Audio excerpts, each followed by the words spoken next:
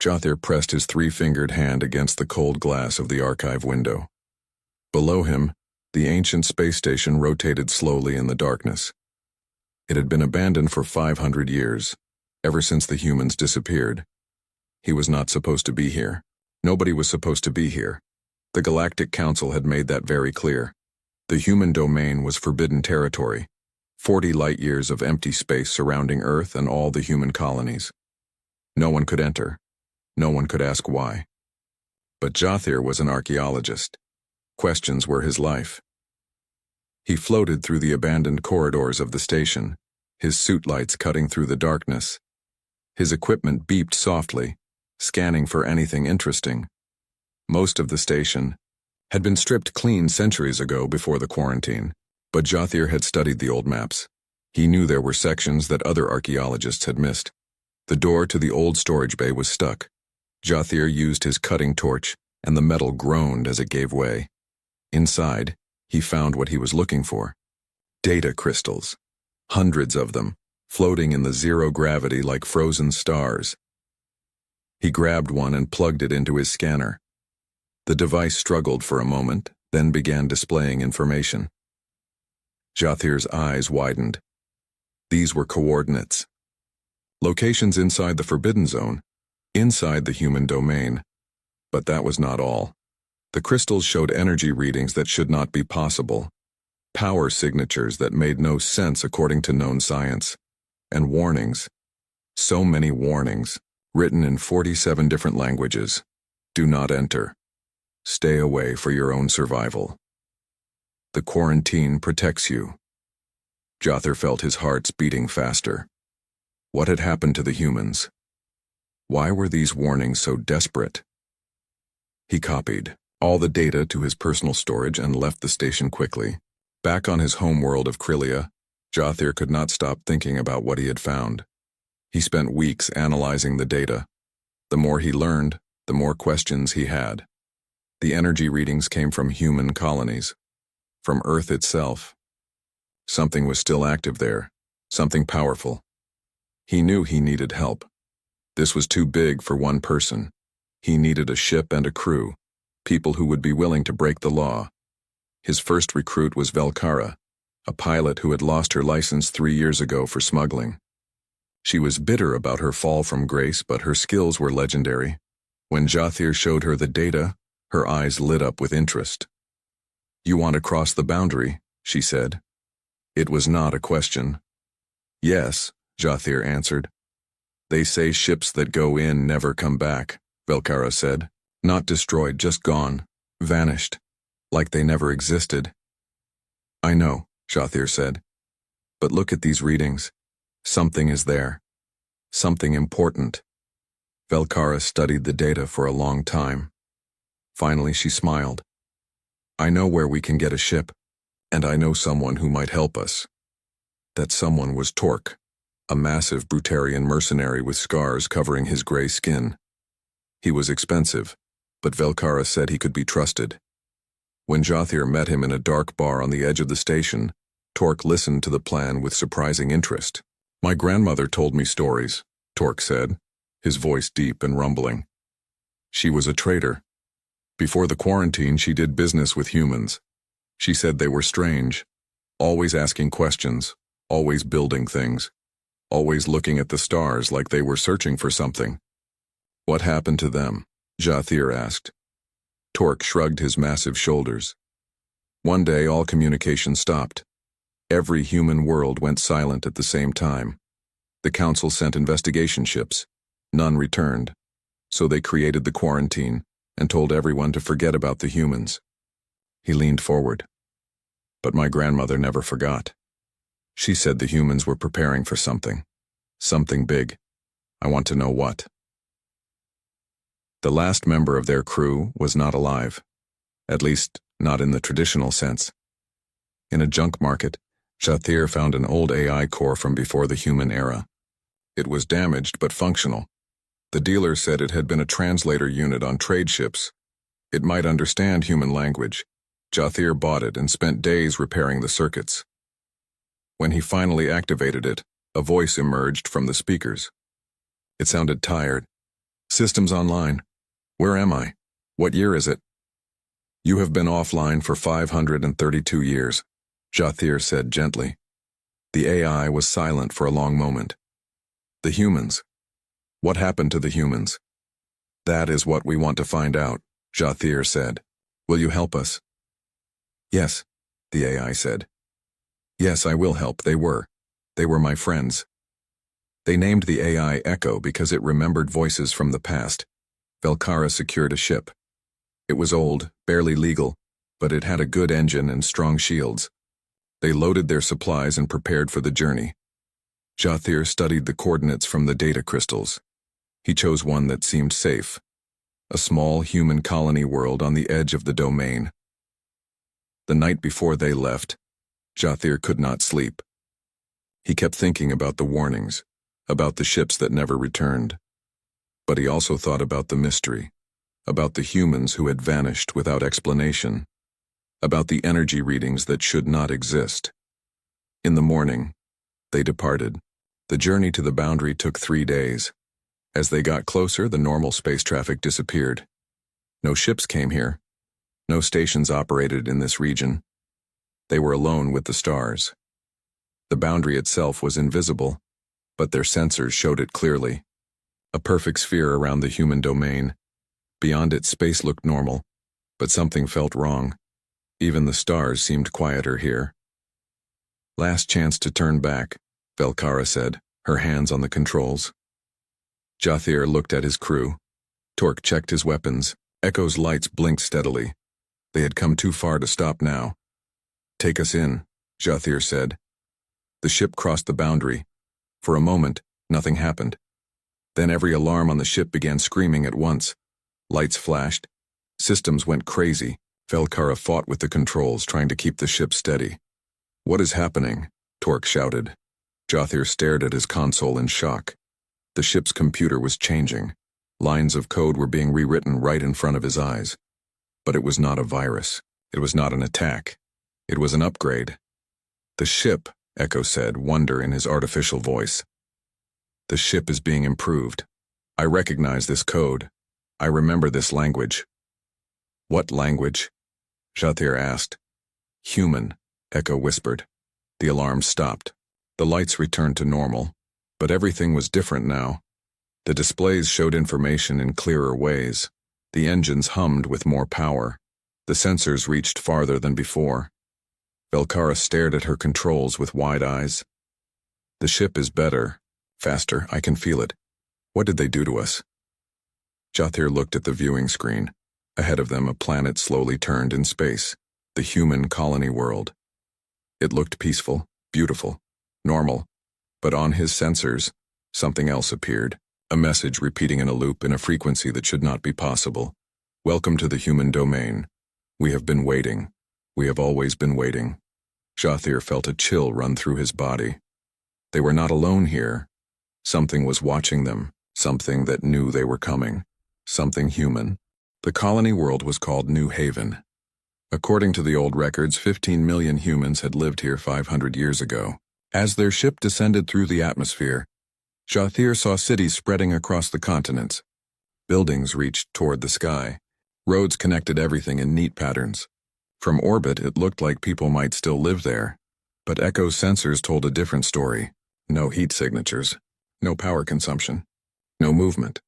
The cities were empty. Velkara landed the ship in what had been a park in the center of the main city. They stepped out carefully, weapons ready. The air was breathable. Humans had made sure of that when they built these colonies. Plants grew everywhere, wild and untamed. Trees pushed through sidewalks. Vines covered buildings. 500 years of growth, Jathir said quietly. They walked into the city. It was like stepping into a frozen moment. A playground with swings still moving slightly in the wind. A cafe with cups still on the tables filled with something that had long since turned to dust. A school with books open on desks as if students had just stepped away for a moment. But there were no bodies. No signs of violence, no indication of what had happened. It is like they just vanished, Velkara said, her voice uneasy. All at once, Torque picked up a child's toy from the ground. A small robot that no longer worked. He held it carefully like it might break. My grandmother said humans loved their children. protected them above all else. What could make them leave like this? Echo's voice came from the communicator on Jothir's belt. I am detecting broadcasts. Faint signals. They are coming from everywhere and nowhere at once. What do they say? Jothir asked. I cannot decode them yet, but they are in human language. They are very old. No, wait. Echo paused. They are old and new at the same time. That should not be possible. They explored more of the city. Every building told the same story. Life interrupted. People gone. Everything left behind. In one apartment, Jothir found a family photo on a wall. 2 adults and 3 children smiling. He wondered what had happened to them. He wondered if they had been afraid. As night fell, they returned to the ship. Jothir could not sleep. He sat in the common area, studying data on his tablet. The ship's upgraded systems were showing him things he had never seen before. Energy patterns in space around the planet. Quantum fluctuations that formed almost like words.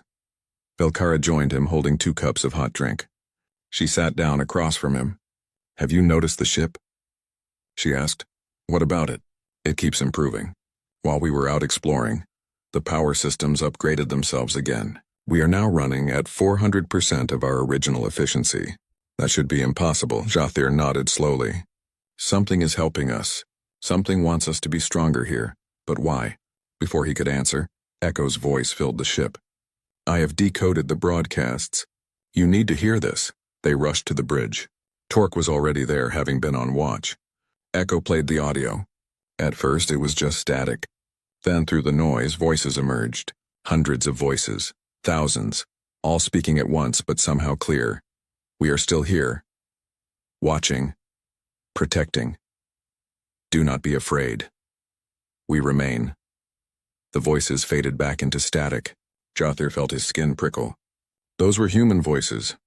But humans are gone, Velkara said. Are they? Echo asked quietly. The next morning, they decided to investigate the orbital facilities. Every planet in human space had defense platforms. According to records, these were simple weapon systems. Kinetic missiles. Energy shields.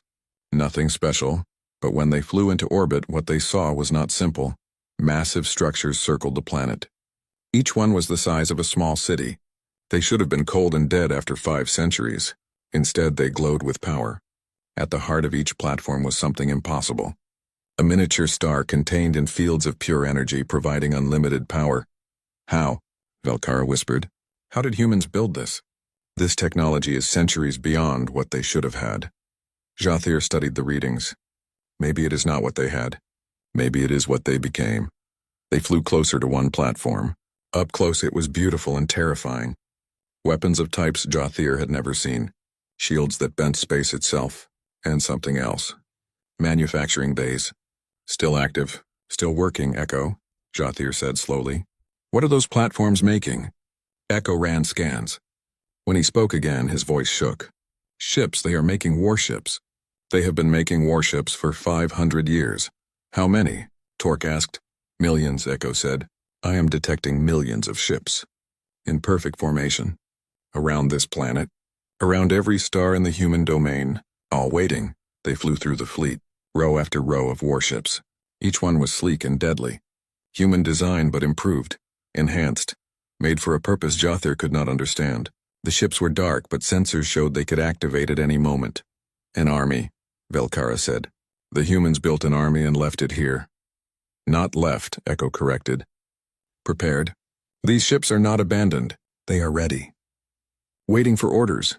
Jothir flew back down to the planet's surface. His mind was racing with questions. They landed near a different city, one that records showed had been a research center. If there were answers anywhere, they would be here. The research facility was deep underground. They had to use their tools to open doors that had been sealed for centuries. Inside, they found laboratories, testing chambers, and at the very center, a command room with computers that somehow still worked. Echo interfaced with the systems. These computers are active, maintained, the data is intact. He paused. There are records here. Video logs, from the last days before the humans disappeared. Show us, Jothir said. The screen flickered to life. A human woman appeared. She looked tired, scared, but also determined. She spoke directly to the camera. My name is Dr. Sarah Chen. If you are watching this, you are inside the human domain. You have broken quarantine. You need to know why we did what we did. The video shifted to show space. Deep space. Far beyond any galaxy. Something moved there. Something wrong. It hurt to look at. Shapes that did not follow normal rules. Colors that should not exist. We detected them 15 years ago, Chen's voice continued. We call them the Void Devourers. They exist partially outside our reality. They consume civilizations, not just destroy them. They erase them from history, from time itself, like they never existed. The video showed more, simulations, calculations, all pointing to one terrible conclusion. The Devourers are coming to this galaxy. They will arrive in 10 years, maybe less. No conventional weapon can stop them. No normal defense will work. They phase in and out of reality. They attack from dimensions we cannot even perceive. Chen appeared on screen again. Tears ran down her face. We had to make a choice. Die as we are or become something that could fight them. We chose to become more. The video showed massive facilities, computers the size of cities, humans entering chambers, and then change. Project Godhead, Chen said. We uploaded ourselves. Every human. All 800 billion of us. We became digital. We merged our consciousness with quantum computers. We spread ourselves across the entire domain. We became something new, something that exists in multiple dimensions at once, something that can fight the Devourers. The screen showed one last image, Chen no longer crying, no longer afraid. We are still here. We are still human, but we are more now. We are the shield, the guardian, the protector. We fight in the spaces between reality. We hold the line. We have been holding it for 500 years. The video ended. The crew sat in silence. Finally, Torque spoke. They sacrificed everything. Their bodies. Their physical existence. To protect everyone else, and then no one knows, Velkara added. The galaxy thinks they are dead. Jathir stood up. His legs felt weak. The quarantine. It was not to keep us out. It was to give us time. Time to grow stronger without knowing about the threat. Echo's voice was soft. They have been fighting alone. All this time. Suddenly alarms blared. Every sensor on the ship went active at once. Velkara ran to check the displays. Her face went pale. Something is entering normal space. Coming from deep. Something big. On the screen, reality itself began to tear. Through the rips, something pushed through. Something that hurt to see. Something wrong. The Devourers, Jathir whispered. Around them, the human defense platforms came to life. Millions of warships activated, and somewhere in the quantum space between moments, 800 billion human minds prepared for battle once more. The tear in space grew larger. Through it, Jathir saw things that made his eyes hurt, shapes that twisted in ways that broke the rules of geometry, colors that his brain could not process properly. The Void Devourers were coming through. We need to leave, Velkara said, her hands already moving across the controls. Now. Wait, Echo said. The human ships are moving. They watched on the screens as millions of warships broke formation. They moved like a school of fish, perfectly coordinated. Some flew toward the tear in space. Others took up defensive positions around the planet. Still others simply vanished as if stepping sideways out of reality. How are they doing that? Torque asked. They are phasing, Echo explained. Moving between dimensions. The humans are fighting on multiple levels of reality at once. The battle began. It was unlike anything Jathir had ever seen. The human ships fired weapons that bent space, missiles that existed in 4 dimensions at once, energy beams that somehow reached backward in time, and the Devourers fought back with attacks that came from angles that should not exist. We need to get to Mars, Jathir said suddenly. Earth's Mars. According to the records, that was where the military headquarters was located. If there are more answers, they will be there. We cannot leave during this, Velkara protested. The humans are protecting us, Jathir said. Look, none of the Devourers are attacking this planet. The human ships are keeping them away. We need to use this time. We need to understand. Velkara cursed in her own language but set course for Earth's solar system. The ship jumped to faster than light speed. The journey would take 6 hours. During the trip, they watched the battle through long-range sensors. The fighting was intense. Human ships were being destroyed. But for every ship lost, the Devourers seemed to lose ground. It was like watching two forces that existed in different physics trying to hurt each other. How long have they been fighting like this? Velkara asked. 500 years, Echo said quietly. 500 years of constant war. Never resting, never stopping, and they did it alone. They emerged from faster-than-light travel near Mars. The red planet hung in space, scarred with ancient construction. Massive facilities covered its surface. Some were domed cities long empty. Others were clearly military installations. The largest facility was built into Olympus Mons, the giant volcano. It was a fortress, a command center, and according to sensors, it still had power. They landed on a platform near the main entrance. The doors opened automatically as they approached, as if the base had been expecting them. Inside, the corridors were clean, preserved, waiting. "This place feels alive," Torque said, his weapon ready. They were right. As they walked deeper into the facility, lights turned on ahead of them. Doors opened at the right times. The base was guiding them somewhere. They reached a massive room. Screens covered the walls from floor to ceiling. In the center was a chair facing all the displays. And standing next to the chair, projected as a hologram, was the woman from the video, Dr. Sarah Chen, except now she looked different. Her image flickered slightly. Sometimes she looked solid. Sometimes she looked like she was made of light and data. "Welcome," she said. Her voice echoed strangely. "I am glad you came. We have been waiting for someone to find us." Jathir stepped forward. You are still here? Still conscious?" Chen smiled sadly. "I am what remains of Sarah Chen. My body died 500 years ago. But my mind, my consciousness, my memories, they continue, uploaded, digital, eternal." She gestured around. "We all continue. All 800 billion of us. Why did you not tell anyone?" Velkara demanded. "Why the quarantine? Why let everyone think you were dead?" "Because you were not ready," Chen said simply. "The younger races of the galaxy. You were still growing, still learning. If we had told you about the Devourers, what would have happened? Panic, chaos, wars over resources as everyone tried to prepare, civilizations falling apart. You needed time to mature, time to become strong. We gave you that time.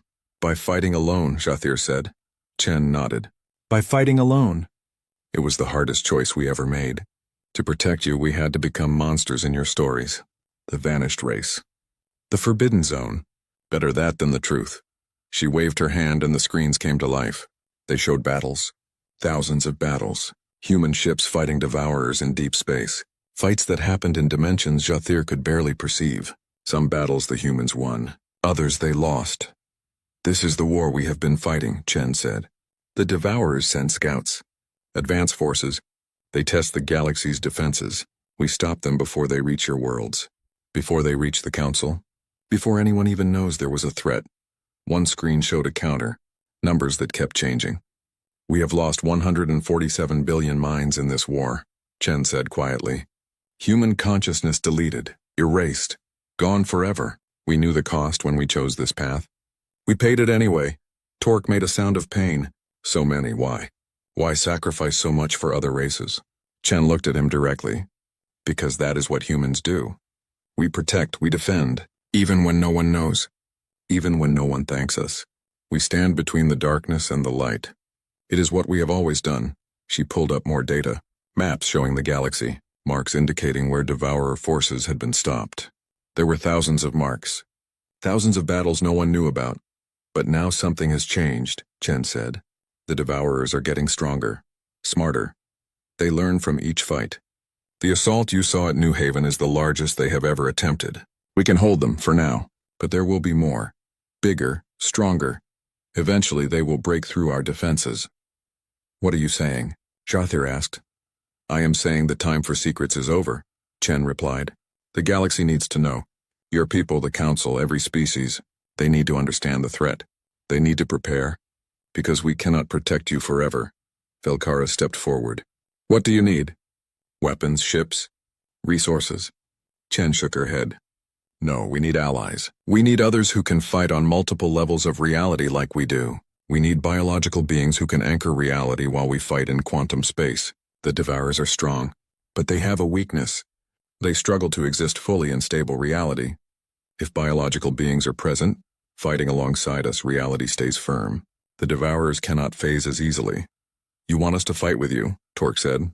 "I am asking," Chen said, "not demanding. We have carried this burden for 5 centuries. We will continue to carry it if we must, but we should not have to. This is everyone's fight. The Devourers will not stop with one galaxy. If they consume the Milky Way, they will move to the next. And the next? Until everything is gone. She brought up an image. A simulation. It showed the galaxy slowly being erased. Stars winking out. Civilizations vanishing. Reality itself being eaten away. This is what happens if they win, Chen said. No one survives. No one is spared. Every species. Every world. Every dream and hope and story. All of it gone. Erased from time itself. The room was silent. Jothir felt the weight of what he was seeing. His people thought the biggest threats were trade disputes and border conflicts. They had no idea that something was trying to eat reality itself. Show me everything, Jothir said. Every battle. Every loss. Every strategy.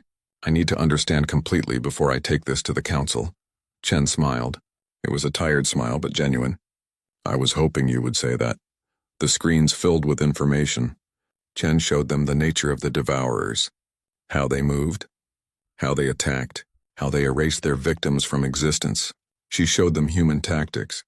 The weapons that worked and the ones that failed. The cost of each victory. Hours passed. Jothir absorbed it all. The others watched, learning, understanding. Finally, Chen showed them one more thing. A recording from the early days of the war.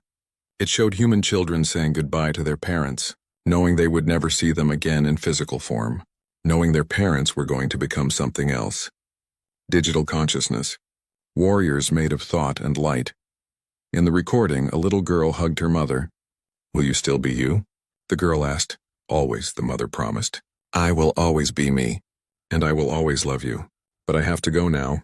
I have to keep you safe, the video ended. Jothir felt tears on his face. He did not try to hide them. Every human made that choice, Chen said softly. Every parent. Every child. Every old person and every young person. We all uploaded. We all became soldiers, because the alternative was letting the Devourers win. She looked at Jothir intently. Now you must make a choice. Do you take this knowledge back to your people? Do you tell them the truth? Do you ask them to stand with us? Or do you stay silent and let us continue to fight alone? Before Jothir could answer, alarms blared throughout the facility. Chen's expression changed. Another Devourer force. Bigger than before. They are targeting the Sol system. This system.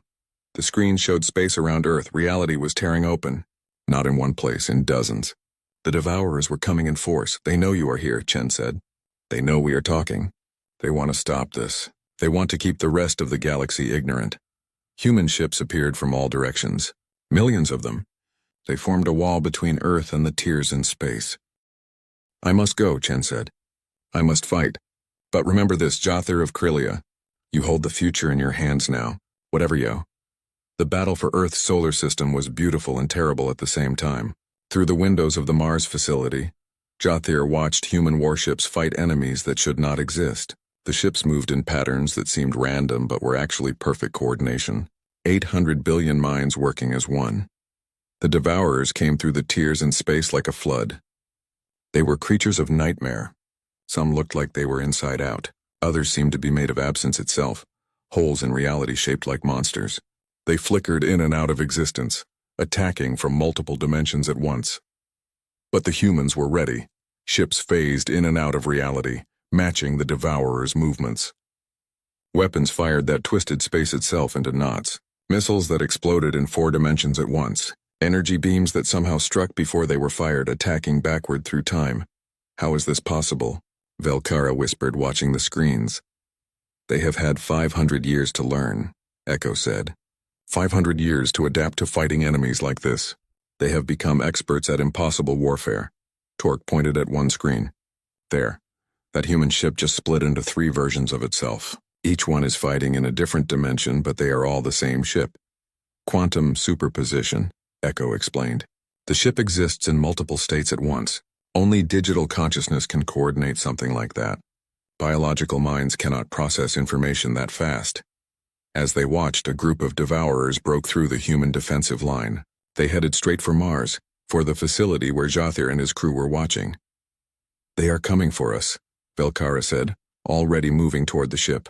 We need to go. Wait, Jothir said. Before the Devourers could reach Mars, human ships appeared in their path. Not just a few, thousands. They formed a wall of metal and energy. And then, impossibly, a voice filled the air around them. It came from everywhere and nowhere. It was Chen's voice, but also thousands of other voices speaking in perfect unison. You will not touch them. You will not harm them. They are guests in our domain. They are under our protection. The human ships opened fire. The Devourers tried to phase away, but the humans were faster. They anticipated every movement, matched every dimensional shift. In seconds, the Devourers were destroyed, erased from existence by weapons that unraveled them at the quantum level. Then Chen's voice spoke again, but this time only in the facility. You are safe. We will not let them reach you. Watch, learn, understand what we fight for. The battle continued. Jathir forced himself to watch every moment. He needed to understand. He needed to see what humanity had become. He saw human ships destroyed, entire formations erased as Devourers found weak points in their defenses. Each loss meant dozens of human consciousness deleted forever. Deaths that could never be undone, but he also saw victories. Devourers driven back, tears in space sealed, reality stabilized. The humans fought with skill born from 5 centuries of constant war. They knew every trick, every tactic, every weakness their enemies had. They are dying for us, Torque said quietly. Right now. In this moment. They are sacrificing themselves to keep us safe. Hours passed. The battle raged on. Finally, the last of the Devourers were destroyed. The tears in space closed. The system was safe again. Chen's hologram appeared in the facility once more. She looked exhausted. Even as a digital being, the strain of battle showed on her face. We lost 73,000 minds in that fight, she said. They died protecting you, protecting this facility, making sure you could carry our message back to the galaxy. She paused. Was it worth it? Will you help us? Jathir stood up. His decision was made. Yes, I will take your message to the council. I will tell them everything. About the Devourers. About what humanity has done. About what they need to do. Chen smiled, but it was a sad smile. They may not believe you. They may think you are crazy. The quarantine has been in place for 500 years. It has become fact, truth. No one questions it anymore. Then I will make them question it, Jathir said firmly. I will show them the recordings. The data, the evidence. They cannot ignore the truth when it is right in front of them. What if they try to stop you? Velkara asked. Broadcasting information about the quarantine is illegal. They could arrest you, shut you down before you can spread the message. Jathir thought for a moment. Then an idea came to him. We do not tell just the council. We tell everyone. Every species. Every world. We broadcast it across the entire galaxy at once. By the time the council realizes what is happening, it will be too late to suppress it. Chen's eyes widened. That would cause chaos, panic, are you sure? The chaos is already here, Jathir said, gesturing at the screens showing the aftermath of the battle. The panic already exists. It is just hidden behind the quarantine.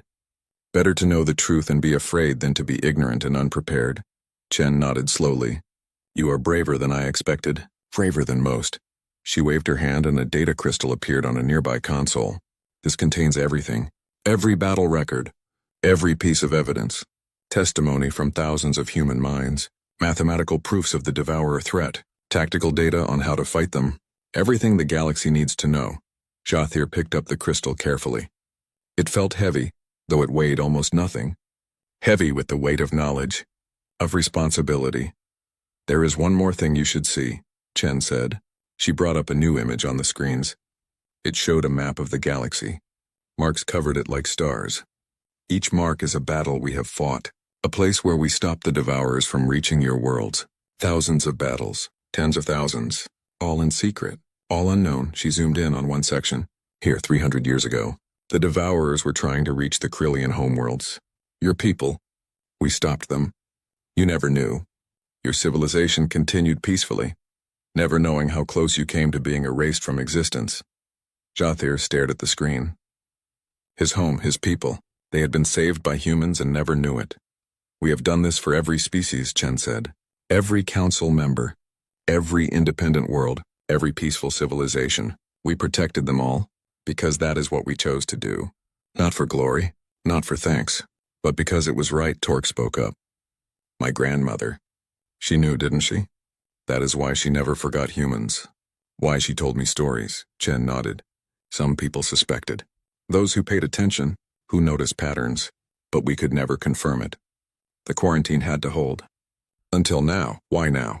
Velkara asked. Why is it time to reveal everything? Because the Devourers are evolving, Chen said grimly. They learn from every encounter. They are getting better at fighting us, stronger, smarter. We can still hold them back, but it is getting harder. Each major assault costs us more. Soon, maybe in 50 years, maybe in 100, we will reach a point where we cannot hold the line alone. We need allies. We need the galaxy to stand with us. That takes time. Time to overcome fear. Time to build trust. Time to train. We cannot wait any longer to begin. She looked directly at Jathir. You asked why we sacrificed everything for other races. Here is the complete answer. Because alone each species falls. But together united we can win. Humanity understood this 500 years ago. Now it is time for the rest of the galaxy to understand it too. Jathir held the data crystal tightly. I will not fail you. I will make them listen. I know you will, Chen said. That is why we let you cross the boundary. That is why we improved your ship. That is why we revealed ourselves to you. We have been watching for someone like you. Someone curious enough to search for truth. Someone brave enough to act on it. You chose me? Jathir asked, surprised. We chose to give you a chance, Chen corrected. What you did with that chance was your own choice. And you chose well. She gestured toward the exit. Go now, take our message to the stars. Tell them what we have done. Tell them what we need. Tell them the time for hiding is over. As they walked back to their ship, Jathir looked back at Mars. At the ancient human fortress built into a volcano on a dead world, inside a digital consciousness that used to be Dr. Sarah Chen stood watch over a war that never ended. Thank you, he whispered. He did not know if she heard him.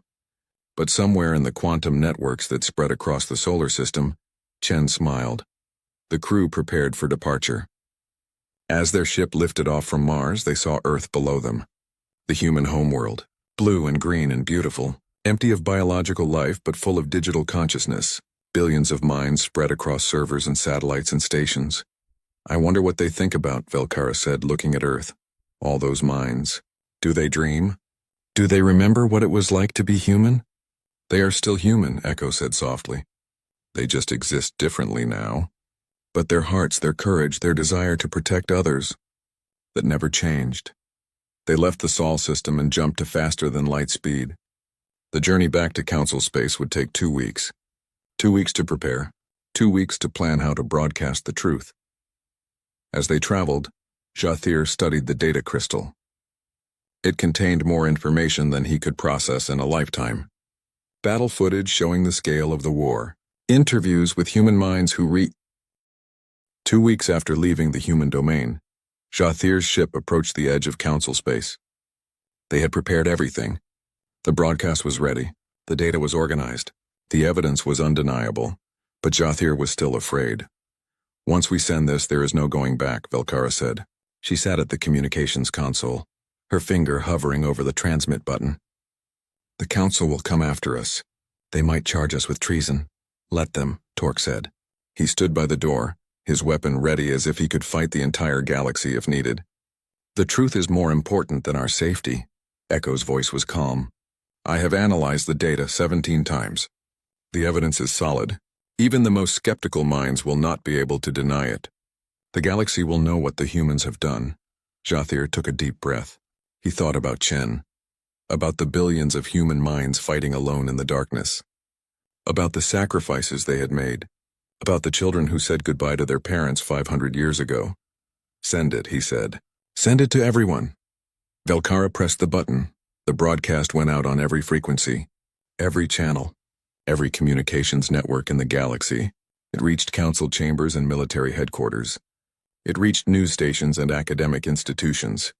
It reached personal devices on billions of worlds, and it could not be stopped. The broadcast began with the video of Dr. Chen explaining what humanity had done. Then it showed the battles. Real footage of humans fighting devourers in the spaces between reality, ships being destroyed, consciousness deleted, 500 years of war in 15 minutes of compressed footage. Then came the evidence, data that proved the devourers were real.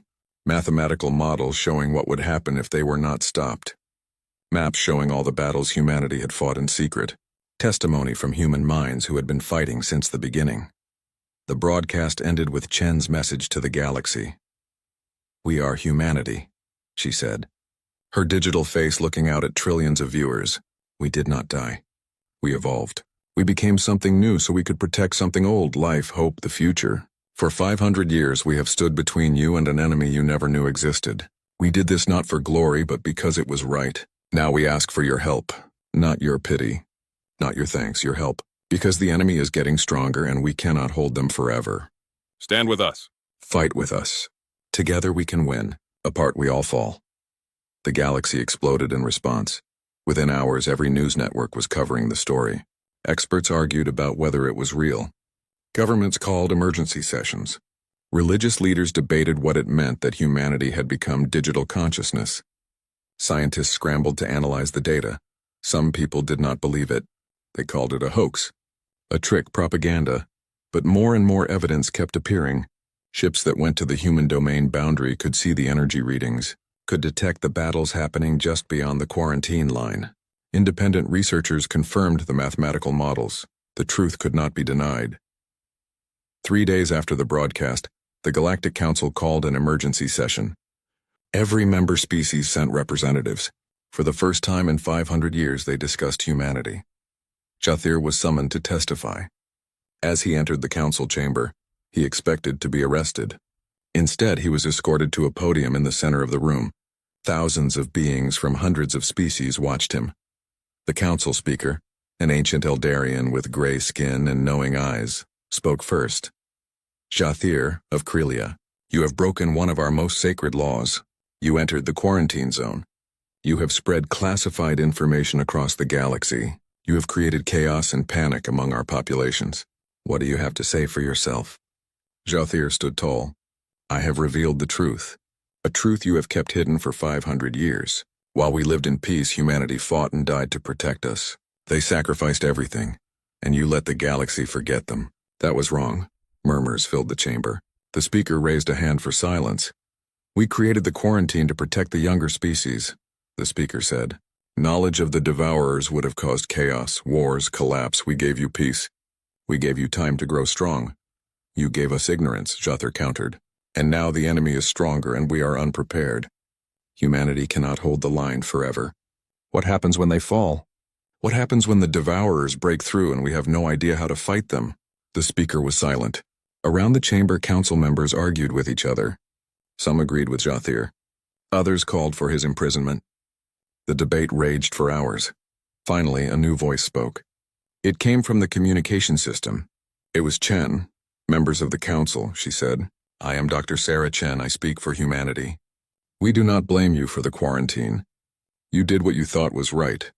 But Jathir is correct. The time for secrets has ended. The devourers are evolving. Soon they will launch their largest assault yet. We need your help." The speaker looked up at the speakers. "What exactly are you asking for?" "Alliance," Chen said simply. "Let our species work together. Share our technology. Train your soldiers. Teach your scientists. Build ships that can fight on multiple levels of reality. We will show you how. But we need biological beings to anchor reality while we fight in quantum space. Together we are stronger. Apart we all die. And if we refuse?" another council member asked. "Then we continue to fight alone," Chen said, "as we have always done. But know this. When we fall, and eventually we will fall, the devourers will come for you, and you will face them alone, unprepared and ignorant. Your choice." The council chamber erupted again. The debate lasted for 3 more days. Finally, a vote was called. It was close, very close, but in the end the decision was made. The galaxy would stand with humanity. The council created new laws. The quarantine was officially lifted. Human space was opened for the first time in 5 centuries. Scientists and military personnel from hundreds of species traveled to the human domain to learn, to train, to prepare, and not a moment too soon. 6 months after Jathir's broadcast, the Devourers launched their largest assault ever. They did not target one system. They targeted everywhere. Tiers in space opened across the galaxy. The enemy came in force, trying to overwhelm the defenders through sheer numbers, but they did not face just humanity anymore. The new Alliance fleet was ready. Ships from 100 species enhanced with human technology flew alongside digital human warships. On each ship, biological crews worked with human digital consciousness, anchoring reality, making it stable, making it harder for the Devourers to phase in and out. The battle for the galaxy began. It raged across 1,000 star systems. Jathir, who had been given command of a small fleet, led Krillian ships against Devourers near his homeworld. Beside him, human consciousness guided weapons and coordinated tactics. The combination was powerful, effective. He watched as Krillian soldiers fought alongside digital humans. His people, who had always been peaceful traders, now stood as warriors. They were afraid, but they did not run. They remembered what humanity had done for them. They remembered the debt of gratitude 500 years old. Across the galaxy, similar scenes played out. Species that had never worked together now fought side by side. The council races, the independent worlds, even former enemies united against the common threat.